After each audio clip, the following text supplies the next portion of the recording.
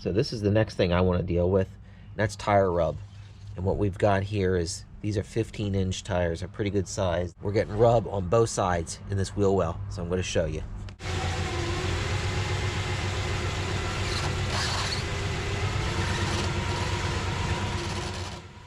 So this is happening for two different reasons. One, the tire is oversized. Two, the fender is in pretty rough shape and doesn't fit very well, so we could probably make some adjustments there. But also I think the suspension is completely worn out. We're going to begin this video by testing these lower ball joints, and the way you do this is you're going to support the car by its suspension, so that way it's under weight. Put your pry bar under the tire and lift, and you're going to feel for movement. And as you can see here, that lower ball joint is totally shot. Next, we're going to test this outer tie rod, and in order to check that movement, we want to see if it has any up and down movement. Now it's a little bit difficult because that lower ball joint's so wore out, but here you'll see it move. So that also will need to be replaced. First, we're going to do a little bit of degreasing under the hood and around that front suspension, make it a little easier to work on this.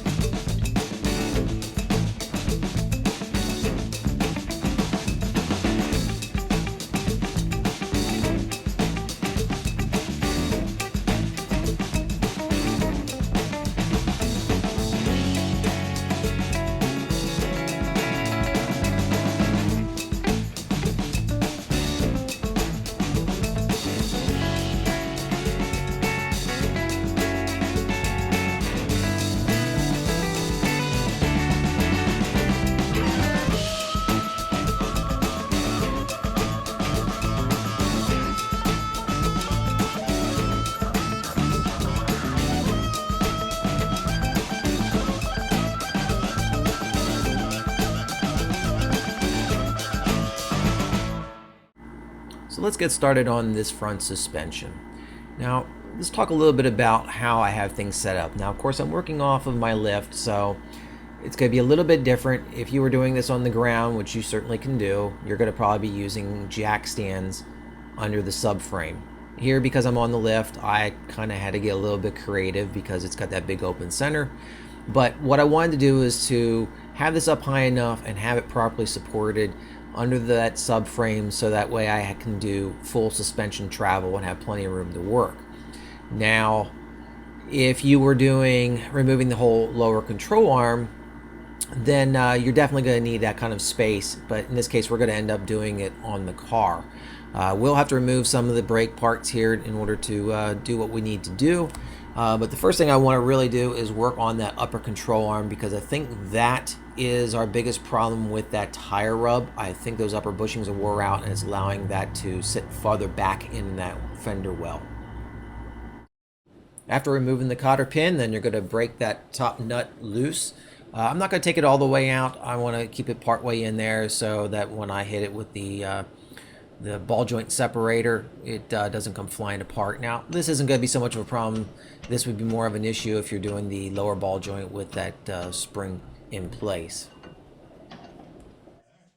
Now, I do recommend doing one side at a time. It makes things a little bit easier as far as if it's the first time you're doing it, so you have the other side to look at. Also keeps it from getting too complicated. Now I'm going to use a bungee cord just to hold the brake rotor up out of the way. Not entirely necessary, but I just wanted to support that there so it wasn't getting in my way. Now we'll just separate the upper ball joint away from the spindle, and then we can go topside and we can start unbolting it from the subframe.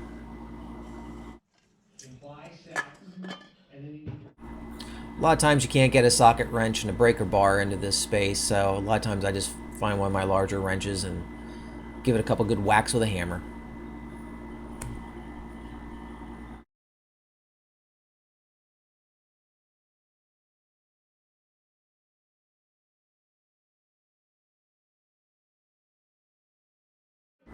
Now with the upper control arm removed, we can go ahead and get to work to get these old bushings out.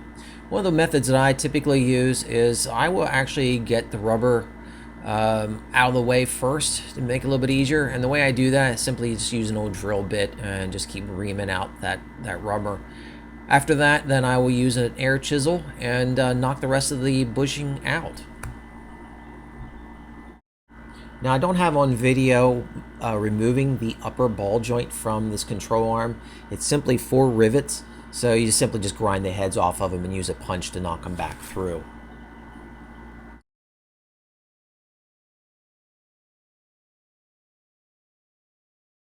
After getting everything apart, cleaned it all up and a little bit of paint work, I also made a small reference mark on the top side of this so I know what is top and front.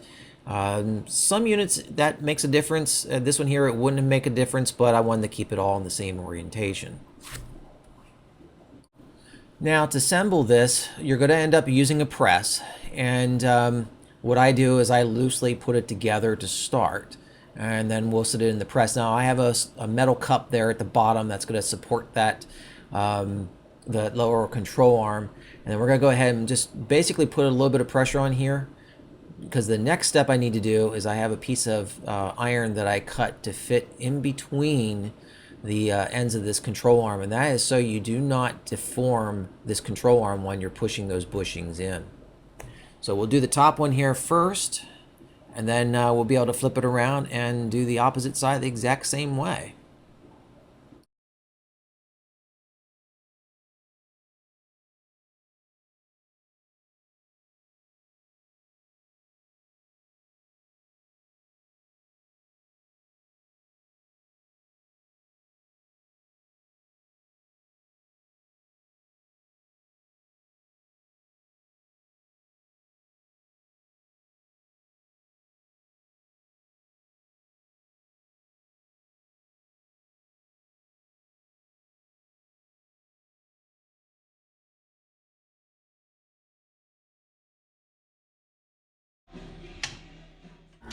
So with that, our control arm bushings are installed. Now, the last thing that we need to do for the rebuild of this control arm is we're going to have to put that upper ball joint in. And it is really pretty simple. Unlike the ones that originally were put in, which were riveted, these will bolt in. And I typically will run the bolt from the bottom so the nuts are on the top. And then after I have it installed, I will actually cut the excess off of that. But they go in pretty simple. Sometimes you may have to ream the holes just a little bit to make it fit. And then, of course, we'll finish up putting the grease zerk in. The washers for the control arm bushings, I had them soaking in some vinegar just to clean them up. And when you put them on, don't tighten them down. You have to wait till you have full suspension weight on that before you tighten those bushings up. Otherwise, you may twist them and tear that rubber. So let's move on to the lower control arm bushing. Now we're going to remove these two lower bolts so that way we can separate this joint. And this is going to also allow that dust shield to be pulled out slightly, because you're going to need to do that in order to remove that spindle from that lower control arm. Here I've already removed the cotter pin and had loosened that nut, so at this point we're just going to separate this joint.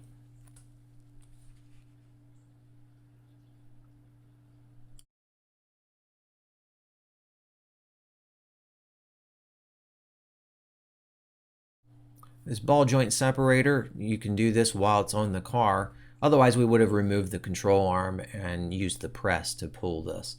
These tools, if you don't own one, you can buy one at Harbor Freight. They're usually under $100. Or you can get a loaner tool from an auto parts supply house like AutoZone or Advance Auto. Installing the new ball joint, not too difficult. You're going to use a couple different fittings that come with these units. And just kind of the reverse of the way you took it out, and push it back in.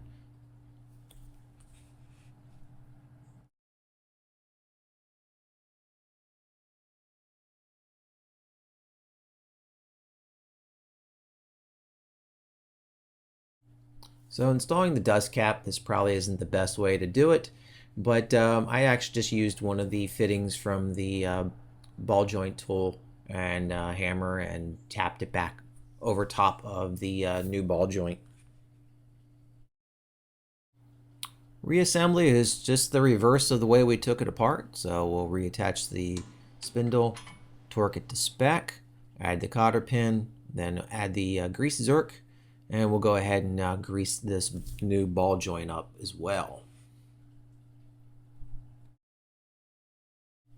And we'll complete the upper control arm by doing the same as we did with the lower control arm. Reattach it to the spindle, get the torque spec in, and at this point we're going to drop it down, put some weight on the car, so that way we'll be able to tighten up those bolts at the upper bushings that I mentioned earlier in the video.